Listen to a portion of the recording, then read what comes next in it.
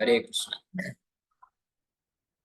तो आप सभी भक्तों का हार्दिक स्वागत है आज के संध्याकालीन श्रीमद् भगवद गीता के डिस्कशन। तो हम लोग चर्चा कर रहे हैं आज भगवद गीता यथारूप दूसरा अध्याय गीता का सार, उसका श्लोक संख्या 64 पे कल चर्चा किया था। आज अगले श्लोक पे चर्चा करेंगे 65। तो 64 नंबर श्लोक में भगवान कृष्ण वर्णन किए, राग द्वेष विमुक्तैस्तु विषयानिंद्रियैश्चरन् आत्मवश्यैर्विधेयात्मा प्रसादम अधिगच्छति। प्रसाद कि कौन प्रसाद को प्राप्त कर सकता है। प्रसाद का मतलब होता है कृपा। तो भगवान की कृपा को कौन प्राप्त करने के लिए योग्य बनता है? जो राग द्वेष दोनों से मुक्त हो जाता है। विमुक्त है तो मतलब कंप्लीटली फ्री।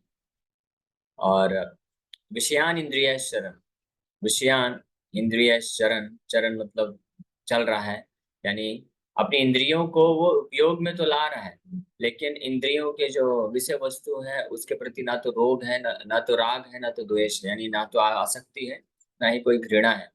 तो फिर ये इंद्रियों का इस्तेमाल किस लिए करेगा? वो भगवान की सेवा के लिए करता है। पिछले श्लोकों में ऑलरेडी बताया जा चुका है। तो इस प्रकार का आत्मवश्यैर विधेयात्मा, ऐसा व्यक्ति जो है अपनी समस्त इंद्रियों को आत्मवश्यैर वश में कर सकता है।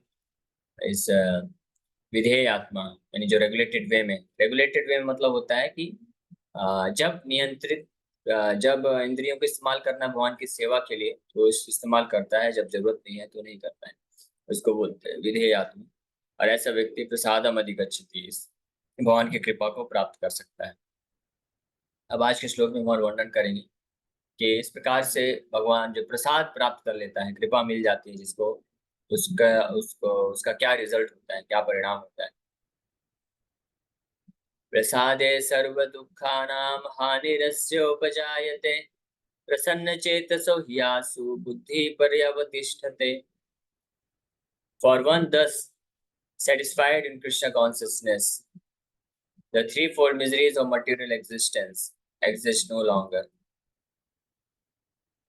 In such satisfied consciousness, one's intelligence is soon well established. तो इस प्रकार की for one thus satisfied in Krishna consciousness, Prabhupada ji प्रसादे का अर्थ बोल रहे हैं कि भगवान की असीम जब कृपा मिल जाती है तो व्यक्ति इस प्रकार से कृष्ण भावनामृत में ही संतुष्ट हो जाता है, उसको और कुछ नहीं चाहिए होता है। जिस प्रकार से जो कृपा प्राप्त करता है तो उसके सर्व दुखानाम हानिर, सारे दुखों की हानि हो जाती है। और हानिर अस्य उपजायते प्रसन्न चेतसा शी आसु, और क्या प्राप्त होता है? प्रसन्न चेतः, हैप्पी माइंडेड, जिसका चित्त, उसका मन जो है प्रसन्नचित हो जाता है। ये दो दो सबसे महत्वपूर्ण चीज वो प्राप्त कर लेता है जो भगवान की कृपा को प्राप्त कर लेता है। क्या क्या है? सर्व दुखानाम हानिर, सारे दुखों का विनाश, नष्ट हो जाते हैं, और उसका मन जो है प्रसन्नचित हो जाता है। और आशु बुद्धि पर्यवतिष्ठति, और बहुत जल्दी ही उसकी जो बुद्धि है परि अवतिष्ठति, पर्याप्त रूप में अवतिष्ठित, स्थित हो जाती है, यानी स्थित प्रज्ञा बन जाता है। जो पिछले श्लोकों में भगवान स्थित प्रज्ञा भक्त की क्या लक्षण होते हैं वो चर्चा कर रहे थे। अभी पिछले 3-4 श्लोकों से भगवान इस प्रकार की स्थित प्रज्ञा यानी स्थित बुद्धि, शुद्ध बुद्धि को कौन प्राप्त कर सकता है इसके बारे में वर्णन कर रहे हैं। जिस प्रकार से भगवान की कृपा को प्राप्त करने वाला व्यक्ति का बुद्धि पर्यावतिष्ठित हो सकती है। ये है भगवान की कृपा का प्राप्त करने का लक्षण जो यहाँ पे बताया गया। तो प्रहलाद महाराज 7वें स्कंद में बताते हैं कि जो हर कोई संसार में केवल दो ही कार्य कर रहा है, न केवल मनुष्य बल्कि जितने भी जीवात्मा है संसार में केवल इस दो कार्य में लगे हुए हैं। कौन कौन से दो कार्य हैं? एक तो इस भौतिक संसार से हर प्रकार की समस्याएं, दुख, चिंताएं, इनको दूर करने का प्रयास कर रहा है। और दूसरा कार्य क्या कर रहा है, प्रयास कर रहा है हर कोई इस संसार में सुख को प्राप्त करने का प्रयास कर रहा है। अगर आप देखेंगे, विश्लेषण करेंगे अपने खुद के भी जीवन में, तो हम भी जो भी कार्य कर रहे हैं, ये दो चीज को प्राप्त करने के हेतु ही कर रहे हैं। अपने खुद के लिए भी तथा अपने परिवार वालों के लिए, समाज वालों के लिए, और कोई और देश वालों के लिए भी करता है। लेकिन हर कोई इसी प्रकार से ही कार्यरत होता है।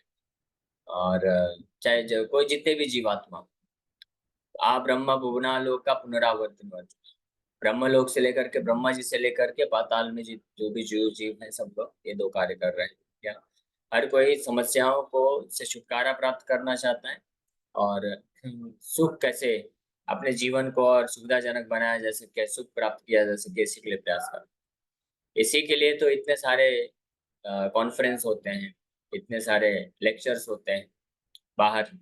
जो बात बाहर देखिए, अगर इतने सारे स्कूल, कॉलेज, यूनिवर्सिटीज, महाविद्यालय, इतने सारे साइंटिफिक रिसर्च, वैज्ञानिक लोग इतना पूरा लगे रहते हैं रिसर्च करने में।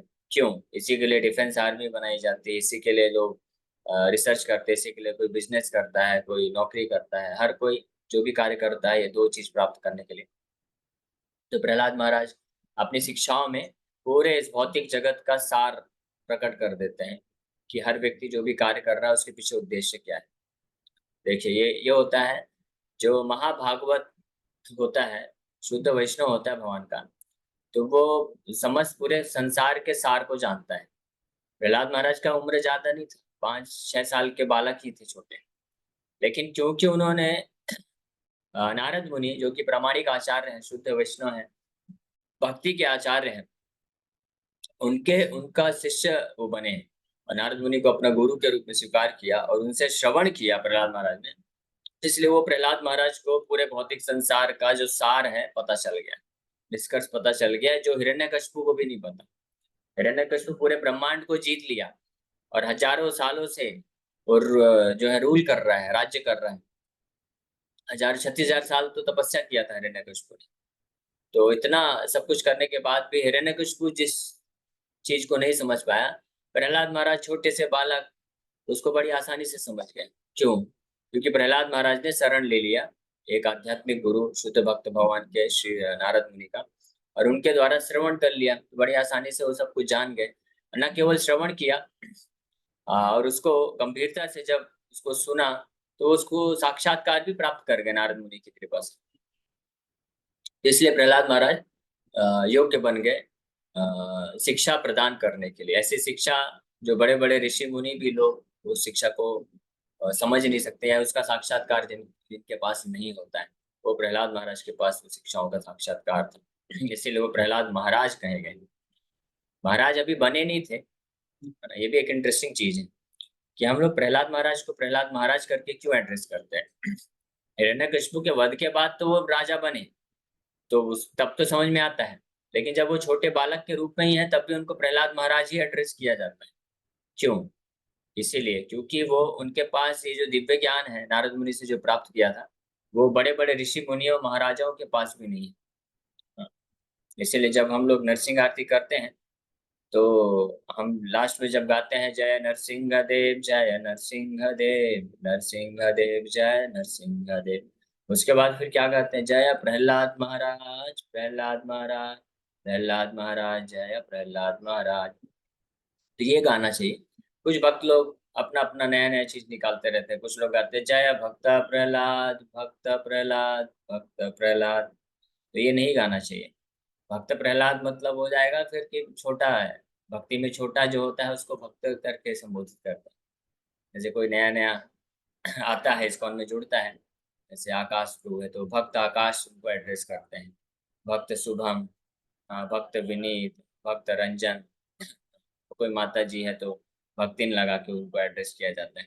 फिर जब वो भक्ति में थोड़ा आगे बढ़ते हैं, दीक्षा लेते हैं, तब उनको हिज ग्रेस या हर ग्रेस, श्रीमान, ऐसे एड्रेस किया जाता है। फिर जब कोई संन्यास लेता है तो हिज होलीनेस या परम पूजनीय किया जाता है, और उनके साथ नाम में महाराज लगाया जाता है। जब परम पूजनीय श्रीला गोपाल कृष्ण गोस्वामी महाराज, महाराज लगाए जाते हैं। महाराज किसको लगाया जाता है? जो भक्ति में बहुत परिपक्व अवस्था में होते हैं। इसलिए प्रहलाद महाराज भक्ति की बहुत परिपक्व अवस्था में है, इसलिए प्रहलाद महाराज के नाम से उनको एड्रेस करना चाहिए। भक्त प्रहलाद नहीं बोलना चाहिए। प्रभुपाद जी ने इसको एक करेक्शन किए थे। जब एक बार प्रभुपाद जी ने जब भी नरसिंह आरती गाया तो जय प्रहलाद महाराज बोलते थे। एक बार एक भक्त ने ऐसे भक्त प्रहलाद गा दिया, प्रभुपाद जी उनको करेक्ट किए कि प्रहलाद महाराज इज नॉट भक्त Prahlad, he is Prahlad Maharaj, he is गुरु। तो भले छोटे बालक के रूप में दिख रहा है 5 साल के, लेकिन वो सबके गुरु हैं। क्यों? क्योंकि उन्होंने एक योग्य गुरु, प्रामाणिक गुरु से शिक्षा प्राप्त करके और उन शिक्षाओं को साक्षात्कार प्राप्त किया, भगवान के शुद्ध भक्त बने, इसलिए वो प्रहलाद महाराज है। वैदिक साहित्य में एक श्लोक में आता है, आचार्यवान पुरुषो वेदा।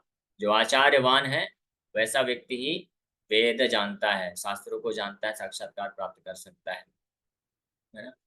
ज्ञानवान पुरुषो वेदा नहीं बोला गया है, धनवान पुरुषो वेदा नहीं बोला गया है, ये शक्तिवान पुरुषो वेदा नहीं बोला गया है। किसको बोला गया है? आचार्यवान। यानी वैदिक शास्त्र में बताया गया कि किसके पास वैदिक साहित्य का नॉलेज है, ज्ञान है। तो उसमें क्या डेफिनेशन आती है कि जो आचार्यवान है, यानी आचार्यवान का मतलब होता है जिसके पास प्रामाणिक आचार्य हैं, वही वैदिक साहित्य को जानता है। संस्कृतवान पुरुषो वेदा नहीं बोला गया, यानी जो संस्कृत का ज्ञान रखता है वो वैदिक साहित्य को जानता है, ऐसा नहीं बोला गया। धनवान मतलब जिसके पास धन है तो वो उसके पास ज्ञान है बहुत, वो ज्ञानी है, ऐसा नहीं बोला गया है। भौतिक संसार में तो सब उल्टा है, उल्टी गंगा हर जगह बहती है। जिसके पास जितना धन है लोग उसको सोचते हैं उतना बुद्धिमान है, उतना समझदार है, ऐसा बिल्कुल भी नहीं। असली समझदार व्यक्ति कौन है? असली बुद्धिमान या असली ज्ञान किसके पास है? जिसके पास आचार्य हैं, आचार्यवान। आचार्यवान मतलब जिसने किसी प्रामाणिक आचार्य, प्रामाणिक गुरु का आश्रय ले रखा है, वो समस्त वैदिक ज्ञान को जानता है, और वो है प्रहलाद महाराज। तो प्रहलाद महाराज इसलिए छोटे बालक के रूप में हैं। और हिरण्यकशिपु तो सोचते थे ये तो अबोध बालक है, इसको शिक्षा देना है, इसको राजनीति कैसे करना है, इसको इकोनॉमिक्स, अर्थशास्त्र और राजनीतिक शास्त्र ये सब सिखाना है। तो हिरण्यकशिपु तो गुरुकुल में भेज दिए थे अपने, Hiranyakashipu institute of political science, Hiranyakashipu institute of economical science है, ये सब में उनको जाकर ट्रेनिंग दिए। शुक्राचार्य के अंडर में वो चलता था, शुक्राचार्य उसके प्रिंसिपल थे, और उनके 2 पुत्र संड और अमर वो शिक्षक थे, जो प्रहलाद महाराज को शिक्षा देते थे, अर्थशास्त्र और ये सब राजनीति शास्त्र। तो हिरण्यकशिपु सोचते थे कि प्रहलाद तो ज्ञानी नहीं है, इसको तो शिक्षा का जरूरत है, लेकिन प्रहलाद महाराज विनम्र थे। पिताजी की आज्ञा, ठीक है भाई चलो सुन लेंगे, ये संड अमर लोग का भी सुन लेंगे। लेकिन सुनते थे, इस कान से सुनते थे और इसी कान से वापस निकाल देते थे। लेकिन उन्होंने जो नारद मुनि से जो सुन रखा था, वो इस कान से सुना, हृदय में बसा के रखा उसको, और वही ज्ञान उनके पास हमेशा था। इसलिए जब हिरण्यकशिपु उनको पूछे, जब छुट्टी समर वेकेशन हुआ, तो हिरण्यकशिपु उनसे पूछे कि बेटा प्रहलाद, तुमने क्या सीखा है इस साल, बताओ तो जरा, सबसे अच्छी चीज तुमने क्या सीखा है? प्रहलाद महाराज जो संड अमर बताए वो थोड़ी ना याद रहेगा उनको, वो तो इस कान से सुनते तो इसी से बाहर निकाल देते थे, फेंक देते थे। तो बताना चालू किए सबसे अच्छी चीज क्या है। तत्साधुमन्य सुरवर्य देहिनां सदा समुद्विग्न धियाम सद्ग्रहात् हित्वात पातम ग्रहमंतकूपम वनम गतो यद हरिमाश्रयेता। हे मेरे असुरों के पिता, हे मेरे पिता असुरवर्य, मतलब हे असुरों के राजा, असुरों में सर्वश्रेष्ठ असुर मेरे पिताजी, सबसे अच्छी जो चीज मैंने सीखा वो ये है कि संसार में हर कोई जो है केवल उसका मन जो है विचलित रहता है, दुखी रहता है। तो सबसे अच्छी बात तो ये है कि उसको ये सब छोड़ छाड़ के वन में जाना चाहिए और भगवान हरि का आश्रय लेना चाहिए। ऐसा जब बोले प्रहलाद महाराज तो हिरण्यकशिपु बहुत गुस्सा हो गया, आंख उसके लाल हो गई, होठ फड़फड़ाने लग गया। तो इस प्रकार से प्रहलाद महाराज के पास इसलिए वो प्रहलाद महाराज। तो ये 5 साल 6 साल की उम्र में ही अपने जो सखा लोग हैं, असुर मित्रों को शिक्षा दे रहे हैं। तो शिक्षा में बोलते हैं कि ध्यान से सुनो हे असुरों के पुत्रों, ध्यान से सुनो। बहुत प्रेम से संबोधन करते हैं, ये निंदा नहीं है। जब अपने पिताजी को प्रहलाद महाराज बोलते थे असुर, असुरवर्य, असुरवर्य मतलब हे सर्वश्रेष्ठ असुर मेरे पिता, तो वो अपमान नहीं कर रहे थे, क्योंकि हिरण्यकशिपु को उसमें आनंद आता था, प्रसन्न होता था कि हाँ मुझे असुरों में सर्वश्रेष्ठ बोल रहा है प्रहलाद, तो सम्मान व्यक्त कर रहे थे। ऐसा मत सोचिए प्रहलाद महाराज अपने पिता को असुरों में असुरों में सर्वश्रेष्ठ असुर करके निंदा कर रहे हैं। उसको अच्छा लगता था, इसलिए प्रहलाद महाराज संबोधित करते थे, हे असुरो, हे सर्वश्रेष्ठ असुर, आप सुनिए सबसे अच्छी चीज क्या है, और सुनाते थे उसको। तो फिर तो अपने असुर मित्रों को जब लंच ब्रेक होता था, प्रहलाद महाराज खेलने नहीं जाते थे, वो बैठ के हरे कृष्ण जप करते थे। और जब इन लोग का लंच हो जाता था तो इनको बुलाते थे, इधर खेलने में टाइम क्यों वेस्ट कर रहे हो, इधर आओ, आपको मैं कुछ शिक्षा देता हूँ। तो सब शिक्षा सुनाते थे। तो कई बार उनके मित्र लोग पूछते थे, अरे आपने इतना सब शिक्षा, इतना ज्ञान आपको कहाँ से मिला, हमारे गुरुकुल के तो प्रिंसिपल को भी इतना ज्ञान नहीं है। अरे आप, आपका गुरु कौन है, बताओ तो जरा थोड़ा, ऐसे पूछते थे। प्रहलाद महाराज बताते थे फिर कैसे मैंने नारद मुनि से सब सीखा। तो उसमें ये शिक्षा दे रहे थे, ये देखिए सबसे महत्व कितना सार प्रकट कर रहे हैं।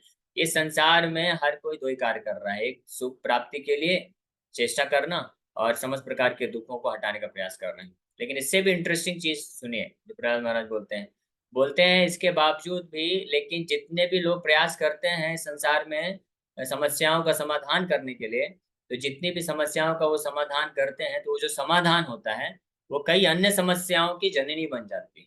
ये इंटरेस्टिंग बात है। हर कोई प्रयास कर रहा है अपने जीवन से समस्याओं को, दुखों को, कष्टों को हट समाधान करने की। तो जो भी समाधान अपनी बुद्धि का इस्तेमाल करके बनाते हैं, तो वो जो हल होता है, सोल्यूशन होता है, समाधान होता है, वो अन्य कई समस्याओं का की जननी यानी स्रोत बन जाती है। इस प्रकार से प्रहलाद महाराज वर्णन करते हैं बड़े स्पष्ट रूप में। इस संसार में हर कोई केवल जो भी समाधान करने का प्रयास करता है अपने प्रयास से, तो उसका नतीजा यही होता है कि दुख ही दुख होता ही जाता है, और बढ़ता ही जाता है, बढ़ता ही जाता है। लेकिन अगर कोई भगवान की भक्ति में लगाता है अपने आप को, तो उनकी कृपा से जो प्रसाद मिलता है, जो प्रसाद मिलता है यानी कृपा जो मिलती है, उससे सर्व दुखानाम हानिर, सारे दुखों की हानि हो जाती है। और प्रसन्न चेतसा, और प्रसन्नचित हो जाता है, प्रसन्नता को प्राप्त कर लेता है, असली सुख को वो व्यक्ति प्राप्त कर सकता है। और उसकी बुद्धि जो है व्यवस्थित हो जाती है, स्पष्ट हो जाती है, फिक्स्ड अप हो जाती है, स्थित प्रज्ञा हो जाती है उसकी बुद्धि। तो इस श्लोक में ये ये जो बहुत इंपॉर्टेंट श्लोक है हर किसी व्यक्ति के लिए, कि क्योंकि हर कोई संसार में केवल सभी दुखों को नाश करना चाहता है, और सुख कैसे प्राप्त किया जाए उसका चेष्टा कर रहा है। तो ये श्लोक में भगवान ये बता रहे हैं कि कैसे वो प्राप्त किया जा सकता है, सारे दुखों को कैसे नष्ट किया जा सकता है, और मन की प्रसन्नता या शांति को कैसे प्राप्त किया जा सकता है। और वो कैसे प्राप्त होता है, केवल और केवल प्रसादे, भगवान की प्रसाद, भगवान की कृपा प्राप्त होने से होता है। भगवान की कृपा कैसे प्राप्त होती है वो पिछले श्लोक में हमने चर्चा किया था कि प्रसादम अधिगच्छति। इस प्रकार से जब राग द्वेष से मुक्त होकर के कोई अपनी इंद्रियों को केवल भगवान की सेवा में लगातार अर्पण करता है, तो उससे उसको भगवान की कृपा मिलती है, प्रसादम अधिगच्छति। He attains the mercy of the Lord, complete mercy of, और ऐसी अवस्था में ही वो समस्त प्रकार के दुखों से मुक्त हो सकता है।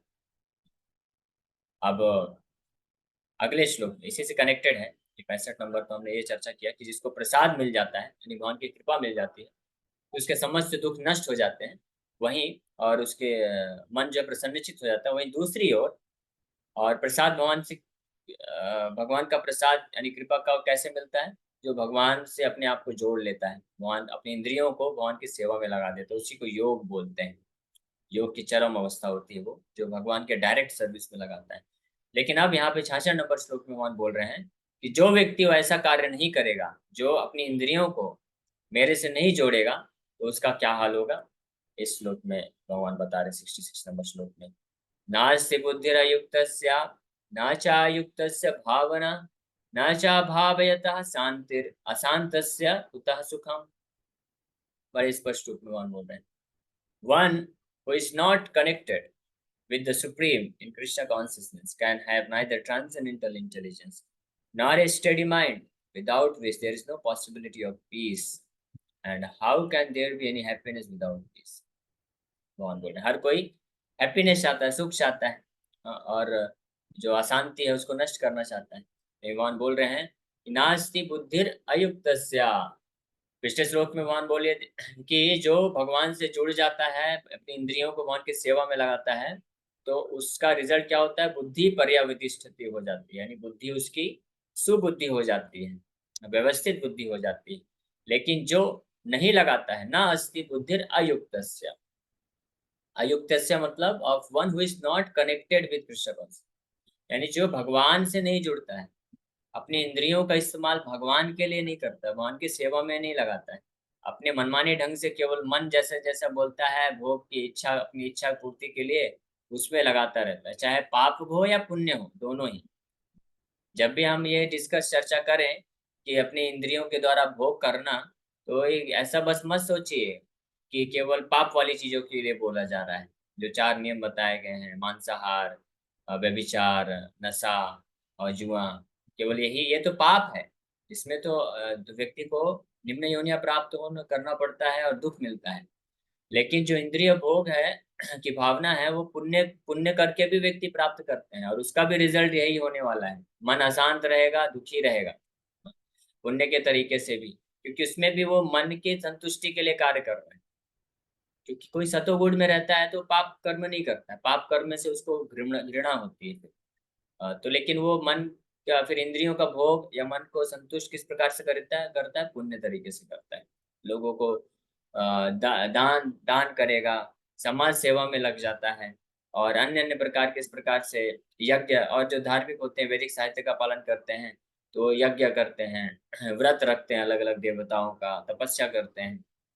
तो इसके द्वारा फिर वो मन और इंद्रियों को कुछ भौतिक सुख प्रदान करना चाहते हैं, तो ये भी इंद्रिय भोग है। इसका इस तरीके से भी कोई अगर जीवन व्यतीत करता है, यानी बाहरी दृष्टिकोण से तो वो धर्म, दान यज्ञ तपस्या व्रत का पालन तो कर रहा है, लेकिन वास्तव में वो धार्मिक नहीं है, वास्तविक असली धार्मिक व्यक्ति नहीं है, उसको भी अयुक्तस्य बोला जाता है। अयुक्तस्य मतलब जो कि not one who is not connected with Krishna consciousness. ये शब्द बहुत महत्वपूर्ण है, कृष्णा कॉन्शियसनेस। यानी कृष्णा कॉन्शियसनेस मतलब कृष्णा भावनामृत, कृष्णा भावनामृत, या कृष्णा भावना भावित नहीं होगा अगर कोई व्यक्ति, उसका बुद्धि कभी भी पर्यावतिष्ठित नहीं होगी, बुद्धि स्थित प्रज्ञा बुद्धि उसके पास नहीं होगी। और कृष्णा भावना भावित होना मतलब कि कृष्ण के प्रसन्नता के लिए, कृष्ण को सेवा अर्पण करने के लिए अपनी इंद्रियों को इस्तेमाल करना, वही केवल जो है कृष्णा कॉन्शियसनेस या कृष्णा भावना मृत कहलाता है। उसके अलावा व्यक्ति चाहे पाप करे या पुण्य करे, अलग अलग प्रकार के धर्म, यज्ञ दान तपस्या करे, या मांसाहार व्यभिचार और जुआ और ये सब अन्य अन्य जितने भी प्रकार के पाप है वो सारा कार्य क्यों ना करे, वो दोनों जो है अयुक्तस्य की कैटेगरी में आते हैं। एक अच्छा है दिखने में और एक बुरा है दिखने में, अंतर बस इतना ही। लेकिन उसके कारण भी बुद्धि व्यक्ति की फिक्स्ड नहीं होती है। और फिर आगे भगवान बता रहे हैं कि नास्ति बुद्धिर अयुक्तस्य, जो युक्त नहीं है भगवान से, भगवान से जुड़ा नहीं है, कृष्ण भावना भावित नहीं है, यानी सरल भाषा में बोले जो भगवान का शुद्ध भक्ति मार्ग में नहीं लगा है, तो उसका बुद्धि कभी भी स्थिर नहीं हो सकता है, उसकी बुद्धि हमेशा विचलित रहेगी। और आगे बता रहे हैं न च अयुक्तस्य भावना, और ना ही उसकी जो भावना है यानी मन की स्थिति है, वो भी फिक्स्ड माइंड, फिक्स्ड माइंड, स्थित मन कभी स्थित नहीं हो पाएगा, मन हमेशा विचलित रहेगा, अशांत रहेगा। न चा भावयतः शांतिर, और इस प्रकार से जब मन फिक्स नहीं रहेगा तो कभी भी न चा अभावयतः, जो फिक्स नहीं है जिसका मन, वो न शांति, उसको कभी शांति नहीं रहेगी मन में, हमेशा अशांत रहेगा उसका मन। इसलिए कविराज गोस्वामी चैतन्य चरितमृत में इसका वर्णन करते हैं कि भुक्ति मुक्ति सिद्धि कामे सकल अशांत, कृष्ण भक्त निष्काम अतएव शांत। ये जो भुक्ति मुक्ति और सिद्धि चाहते हैं संसार में व्यक्ति, तो सकली, सकली मतलब सबके सब अशांत है, सबका मन जो है अशांत रहता है। सकली भुक्ति मुक्ति सिद्धि कामी, ये भुक्ति मुक्ति और सिद्धि चाहने वाले व्यक्ति क्या हैं, सबके सब कामी हैं, लस्टी हैं, they are all lusty. That's why, इसीलिए सकल ही अशांत है, इसलिए हमेशा उनका मन जो है अशांत रहता है। लेकिन कृष्ण भक्त निष्काम अतएव शांत, लेकिन कृष्ण का जो शुद्ध भक्त होता है, यहाँ पे जो हम कृष्ण भक्त की बात कर रहे हैं ना, तो हमको समझना चाहिए कि ये शुद्ध भक्त की बात की जा रही है। जहाँ भी शास्त्रों में कृष्ण भक्त ये सब टर्म्स आते हैं तो शुद्ध भक्त की बात की जा रही है। हम जो प्रयास कर रहे हैं, हम साधना भक्ति करते हैं, we are not actually devotees, हम वास्तव में भक्त अभी बने नहीं है, हम प्रैक्टिसिंग डिवोटीज हैं। वास्तव में प्रैक्टिसिंग डिवोटीज मतलब कि भक्त बनने का प्रयास कर रहे हैं, है ना, लेकिन इसलिए उनको भी भक्त बोला जाता है। ऐसा नहीं है कि भक्त नहीं बोला है, भक्त बोल के एड्रेस इसलिए करते हैं कि हाँ ये भक्त बन चुके हैं, कृष्ण भक्त हैं, ये भी वैष्णव है। वैष्णव भी बने नहीं है, लेकिन वैष्णव बनने का प्रयास कर रहे हैं, इसलिए वैष्णव बोल दिया जाता है। जैसे मान लीजिए कोई वृक्ष है, तो आम का वृक्ष है, तो उसमें कच्चा आम भी है, पका आम भी है, तो दोनों को ही आम बोला जाता है, क्योंकि जो कच्चा आम है वो अब प्रोसेस में है। तो अगर अपने शाखा से जुड़ा रहेगा, तो एक दिन कुछ समय पश्चात वो भी पका आम बन जाएगा, असली आम बन जाएगा, है ना। लेकिन अगर जब कोई बोले कि आम लेके आओ, भगवान को ऑफर करना है, तो इसका मतलब समझना चाहिए पक्के आम की बात की जा रही है, कच्चे आम को भी मत तोड़िए, उसको लगे रहने दीजिए। तो आम मतलब पक्का आम। तो उसी प्रकार से जैसे कोई डॉक्टर का ट्रेनिंग लेता है, तो अभी कॉलेज में मेडिकल की पढ़ाई कर रहा है, लेकिन उसको भी डॉक्टर जैसा कोट पहना दिया जाता है, और वो स्टेथोस्कोप जो है वो लेके घूमता रहता है। तो डॉक्टर जैसे दिखता है, लेकिन डॉक्टर अभी बना नहीं है, लेकिन क्योंकि अभी लगा हुआ है, बनने का प्रयास कर रहा है, शिक्षा प्राप्त कर रहा है, एक दिन डॉक्टर बन जाएगा। तो इस प्रकार से तो लेकिन जो भुक्ति मुक्ति सिद्धि की वांछा रखते हैं, ये जो भुक्ति मुक्ति सिद्धि की वांछा रखने वाले व्यक्ति हैं, ये कोई पापी नहीं होते, ये सब पुण्यवान होते हैं, धार्मिक धार्मिक तरीके से धार्मिक कार्यकलाप करते हैं। भुक्ति मतलब कि जो स्वर्ग चाहता है, पुण्य करता है, ऐश्वर्य चाहता है, भौतिक सुख प्राप्त करना चाहता है, ऐश्वर्य, ये सब उसको भुक्ति बोलते हैं। भुक्ति दो प्रकार से होती है, पाप के तरीके से भी। भुक्ति मतलब भोग करना, और पुण्य के तरीके से। और जो मुक्ति होती है, वो लोग तो भौतिक भोग को भी त्याग देते हैं और मुक्ति की इच्छा रखते हैं। ऐसे लोग मायावादी, सन्यासी, निराकारवादी, ब्रह्मवादी बनते हैं। तो मुक्ति और सिद्धि मतलब जो योगी बनते हैं हिमालय में जाकर, वो भी भोग वासनाओं को त्याग देते हैं और हिमालय में जाके योग साधना करते हैं कि कुछ सिद्धि मिल जाए, और सिद्धि बन के वो ईश्वर बनना चाहते हैं। ये तीनों ही एक ही कैटेगरी में रखते हैं, तीनों को एक ही कैटेगरी का माना जाता है कि मुक्ति मुक्ति सिद्धि ये सब काम ही है। इसलिए मन हमेशा इनका अशांत रहता है, चंचल रहता है। लेकिन कृष्ण भक्ति है जो क्योंकि युक्त है भगवान से, युक्त भगवान से युक्त होने के कारण उसका मन शांत रहता है। और अन्यथा जो अयुक्त से, भगवान से नहीं जुड़ा है, शुद्ध भक्ति मार्ग में नहीं जुड़ा है, तो उसका मन कभी स्थिर नहीं रहेगा। मन स्थिर नहीं रहेगा तो मन अशांत रहेगा। और अशांत कुतो सुखम, सिंपल डेफिनेशन भगवान बता रहे हैं कि जिसका मन अशांत है, तो वो तो सुख की कल्पना भी नहीं कर सकता। सुख तो बाद की बात है, सुख जो है वो दूर की बात है। क्योंकि सुख के पहले मन शांत होना चाहिए। जिसका मन शांत होता है वही आशा कर सकता है कि चलो सुख प्राप्त हो सकता है। तो इस प्रकार से इस श्लोक में भगवान ये वर्णन कर रहे हैं। इसका तात्पर्य हम लोग कल और पढ़ अपना चर्चा करेंगे।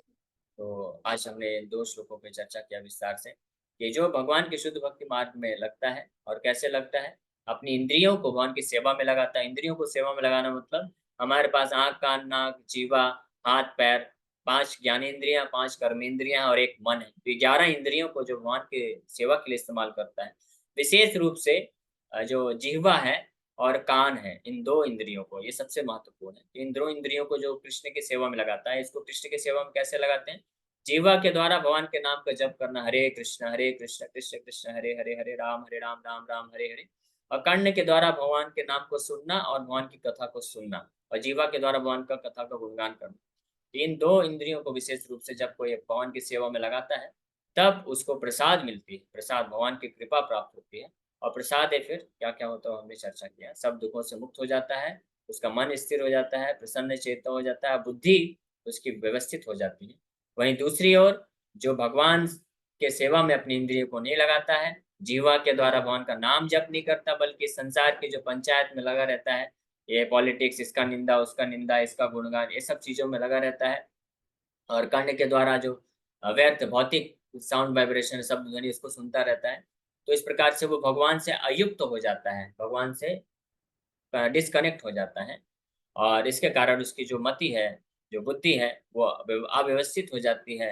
मन स्थिर नहीं रहता है, मन अशांत हो जाता है, और ऐसी अशांत मन में सुख की कभी कल्पना भी नहीं की जा सकती। तो यहाँ पे भगवान ultimate peace formula plus happiness formula यहाँ पे भगवान बताया।